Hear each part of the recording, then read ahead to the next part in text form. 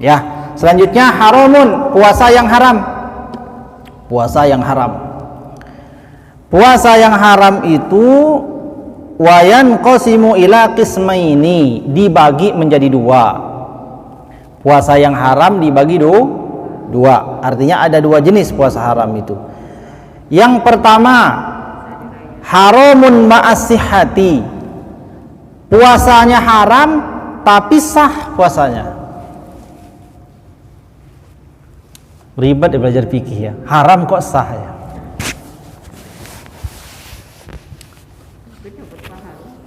Haramun ma'as-sihhati. Puasanya haram tapi hukumnya sah. Apa itu? Wa huwa shaumuz zaujati biduni izni zaujiha. Puasanya seorang istri tanpa izin suaminya. Haram ibu-ibu puasa kalau nggak diizinin suaminya. Kalau itu puasa sunnah. Kalau itu puasa apa? Sunnah. Tapi kalau puasa Ramadan, maka tetap harus puasa. Ibu puasa, suaminya ngelarang. Ini puasa bulan Ramadan. Nah, maka la ta'ata li makhluqin fi ma'siyatil khaliq. Tidak ada ketaatan atas makhluk kalau dalam kemaksiatan terhadap Tuhan, karena dia wajib. Tapi kalau yang sunat, ibu puasa Senin Kemis, suami ibu melarang, ibu tetap puasa, puasa ibu sah tapi haram hukumnya. Kenapa? Karena dilarang suami dan puasanya sunnah. Tapi ini fleksibel bu ya, nggak harus kalau mau puasa terus izin betul. Maksudnya adat ya, kira-kira suami saya ini suka ngizinin enggak? Atau kalau kita tidak izin tadi itu, begitu kita puasa minta dia suruh supaya dibatalkan, maka kita harus bersedia membatalkan ya. Kenapa? Karena harus taat. Itu yang pertama. Yang kedua, wa shaumul abdi biduni izni sayyidihi. Puasanya seorang budak tanpa izin dari tuannya. Budak ini zaman dulu, sekarang udah nggak ada lagi budak. Sekarang ibu-ibu bingung, kita bahas kenapa haram tapi sah. Ada yang tahu? Sah tapi haram, haram tapi kok sah? Coba ibu-ibu ada yang bisa jawab nggak? Kita kan udah lama belajar ini. Kalau ada yang bisa jawab, berarti pinter. Larang. Kalau budak, sahnya karena puasa sunnah, dilarangnya karena nggak tanpa izin tuannya. Ya itu satu. Boleh jawabannya, tapi belum benar. Ada lagi? Ada lagi? Kenapa sah tapi haram? Apa? Ikutin rukun puasa. Ikutin rukun puasa, jadi nggak batal. Ya betul-betul, tepuk tangan dulu. Alhamdulillah ada yang bisa jawab. Jadi sahnya karena memang syarat sah puasanya dicukupi, rukun puasanya tercukupi, secara zat puasanya sah.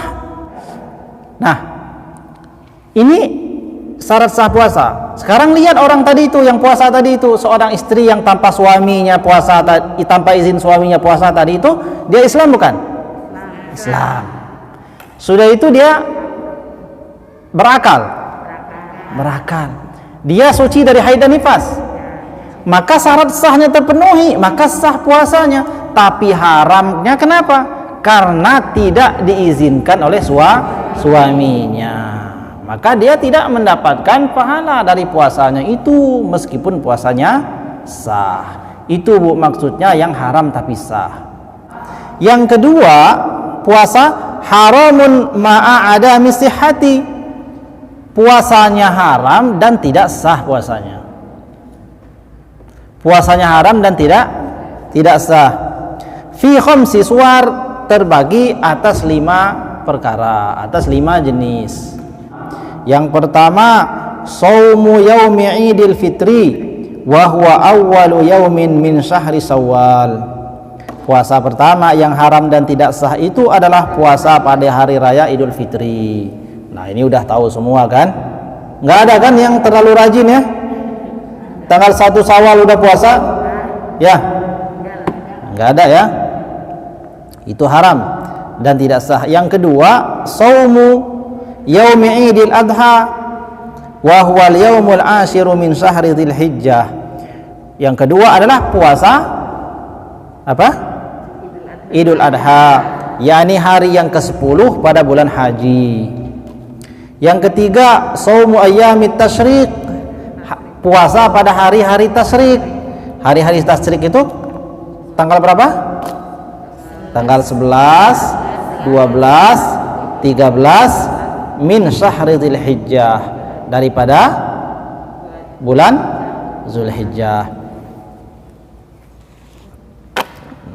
Nah, jadi supaya mudah diingat, dilarang berpuasa itu 5 keadaan ya, 5 waktu. Apa saja? Idain, 2 hari raya, Idul Fitri dan Idul Adha, ditambah 3 hari tasyrik, tanggal 11, 12 dan 13. Jadi 5 hari itu dilarang berpuasa. Kemudian yang keberapa? Yang keempat, puasa yang haram dan tidak sah itu shaumun nisfil akhiri min Sya'ban, puasa pada pertengahan Sya'ban yang terakhir. Nah, ini jangan keliru, yakni tanggal 16, 17, 18 sampai akhir bulan Sya'ban.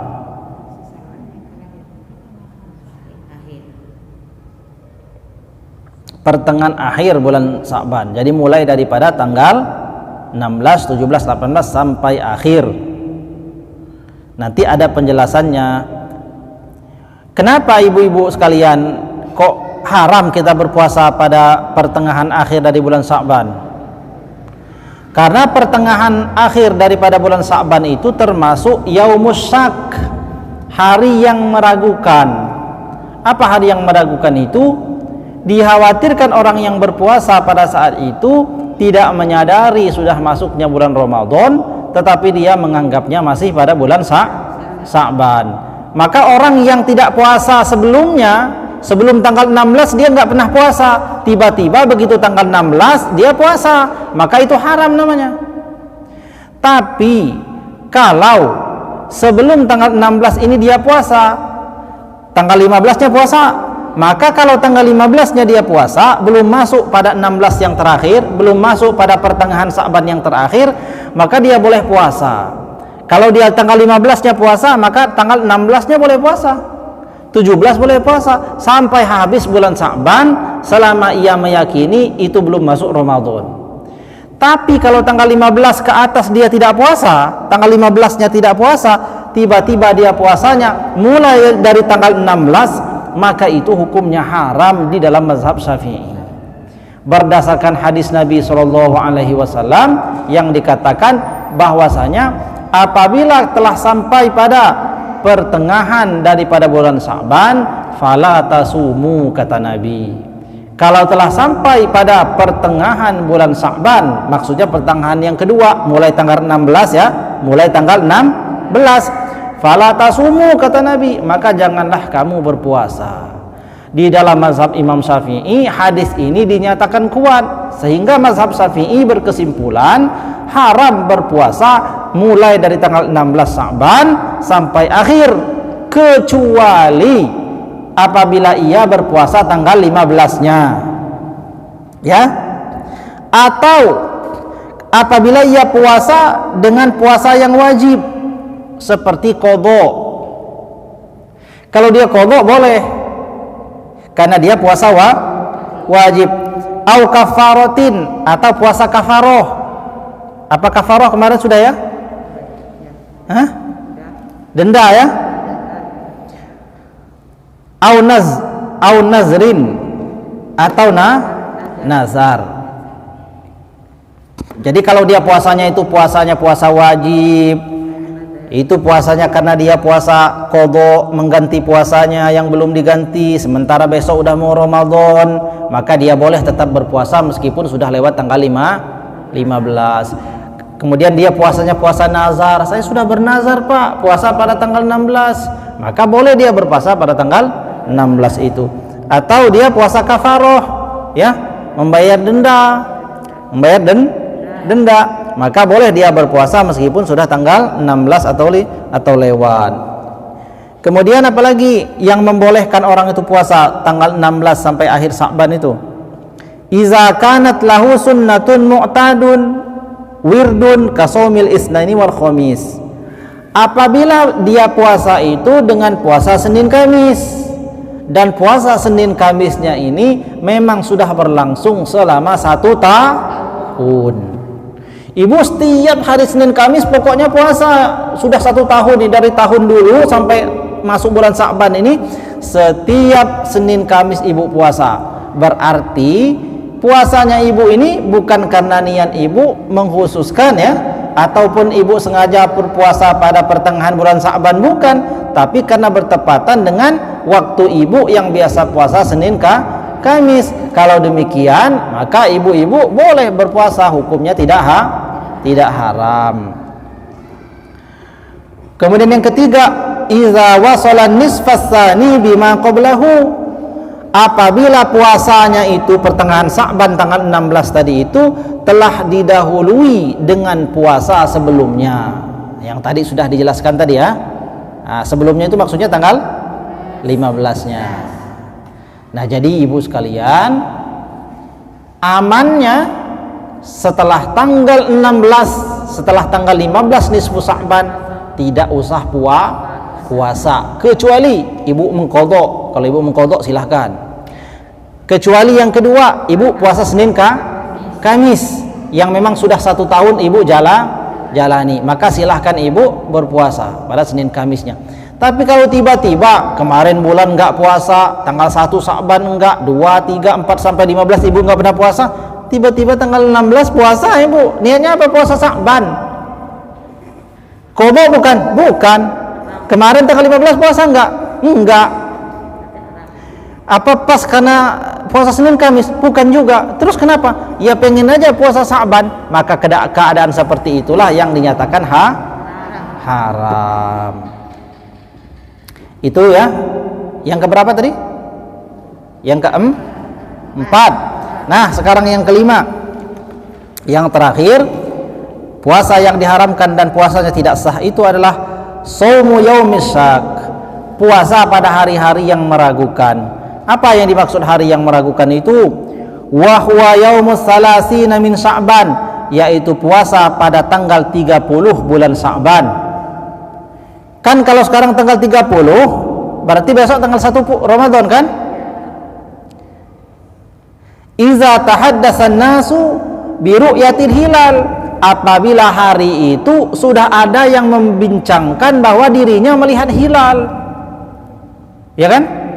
Hari ini tanggal 30, ya kan? Pemerintah belum menetapkan besok itu tanggal 1 atau bukan. Tapi pada hari ini tanggal 30 Sa'ban itu di Jakarta sana ada yang nelpon, "Pak, tadi saya lihat bulan." Omongan orang itu nggak bisa dipegang, kan? Nggak bisa dijadikan sebagai alasan untuk menetapkan besok 1 Ramadan, nggak bisa, karena harus dengan sidang isbat atau harus dengan ru'yatul hilal pada malam harinya. Tapi ucapan orang tersebut sudah menjadi ragu, kan? Sudah menjadikan orang-orang ini ragu. Jangan-jangan memang hari ini sudah 1 Ramadan. Itu yang dimaksud dengan hari syak itu. Hari yang meragukan apakah masih tanggal 30 atau sudah tanggal 1. Maka berpuasa pada hari itu haram hukumnya. Atau ausahidaman la tuqbalu sahadatuhu bi ru'yatil hilali ka imra'atin aw sabiyin. Atau disebut dengan hari yang syak, hari yang meragukan itu adalah karena sudah ada orang yang berkata bahwa dia telah menyaksikan bulan, meskipun orang tersebut kesaksiannya tidak bisa diterima sebab ia adalah seorang perempuan atau seorang anak kecil. Jadi ibu-ibu nggak bisa diterima. Jadi mohon maaf, untuk menetapkan hilal, ya, kesaksian perempuan tidak diterima. Kesaksian perempuan sama dengan kesaksian anak. Jadi yang melihat bulan masuknya tanggal 1 Ramadan harus laki-laki. Tapi meskipun kesaksian ibu-ibu ini tidak dipakai, maksudnya tidak bisa ditetapkan sebagai hukum, tapi kalau ibu-ibu sudah ada yang ngomong tadi melihat bulan, maka ini dijadikan sebagai ukuran bahwa hari ini adalah hari syak, ya, hari yang meragukan. Tidak boleh orang berpuasa pada hari itu. Nah, hari itu tidak ada boleh berpuasa sambil menunggu ketetapan tanggal 1 Ramadannya yang pasti. Mata yajuzu shaumus yaumis syak aw nisfil akhir min Sya'ban. Nah, kapan hari syak?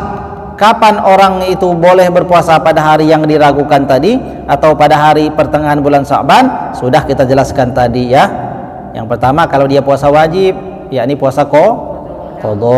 Yang kedua apabila puasa itu merupakan puasa rutinnya, bertepatan dengan puasa yang rutin dilaksanakan oleh orang tersebut, seperti puasa Senin Kamis yang sudah ia jalani selama 1 tahun.